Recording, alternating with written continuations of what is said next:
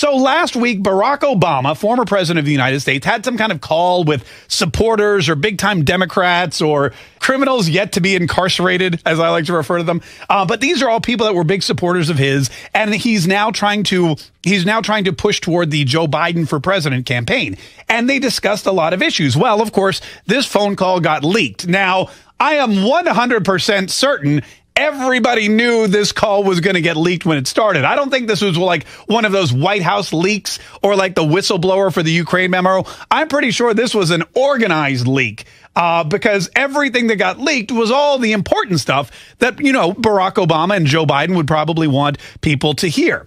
And the first was not about the coronavirus necessarily, but about the Donald Trump way of governing and, most importantly, campaigning. And as you can imagine, Barack Obama, not a big fan. What we're going to be battling is not just a particular individual or a political party, but what we're fighting against is these long-term trends in which being selfish, being tribal, being divided and seeing others as an enemy, that has become a stronger impulse in American life. This is from a guy who race baited for 8 years from the biggest bully pulpit in the world, the White House. He consistently tried to divide the races for his own benefit.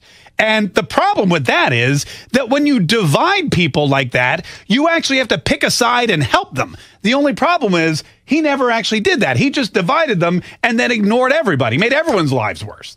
The next thing he starts to criticize is the coronavirus task force and Donald Trump's reaction to this crisis. Listen to what he said. It would have been bad even with the best of governments. It has been an absolute chaotic disaster. Is he talking about Obamacare or is he talking about coronavirus? Because I seem to remember that website crashing. I seem to remember people not being able to get health care. I seem to remember them fudging the numbers, lying about the number of enrollees to try to boost support. It's part of the reason why the response to this global crisis has been so anemic and spotty. The response to this global crisis has been anemic and spotty? Really? That is so bizarre because I don't hear anyone other than Barack Obama telling Democratic supporters and, of course, various members of the media that the response has been anemic and spotty. In fact, here in Florida, we hear from our mayor almost all the time that we have new testing facilities opening up. Today, we're getting antibody testing. Today, we're getting mobile testing. The federal government was able to mobilize not one, but two massively large hospital ships and get them to New York, get them to where they needed to be, to the point where the governor said what the federal government did was incredible. And if you doubt me, just watch that ad that CNN hates. Gavin Newsom said the president and the federal government made promises and kept promises. I mean, the fact that you got so many people to risk their jobs, their careers, their financial livelihood, just to stay home and save a bunch of other people who potentially could have succumbed to this deadly disease, you got the entire country. I mean, think about that. And here's this guy who failed as a president for 8 years getting on the phone and saying, not only does Donald Trump sow hatred and divide and tribalism in the United States of America, but his response to this has been anemic and spotty.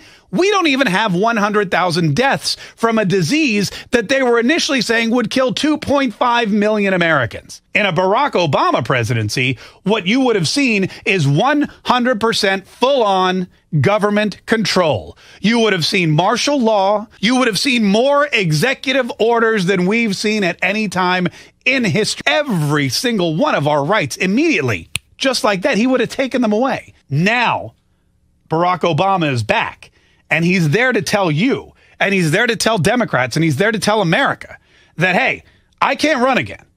I can't run again. But you know what I'm going to do? I'm going to help somebody else. That's why I, by the way, am going to be spending as much time as necessary and campaigning as hard as I can for Joe Biden. Man, I'll tell you what, brother, you better clear your schedule because he's going to need all the time you got and more if he even wants to get close to 270 electoral votes come November.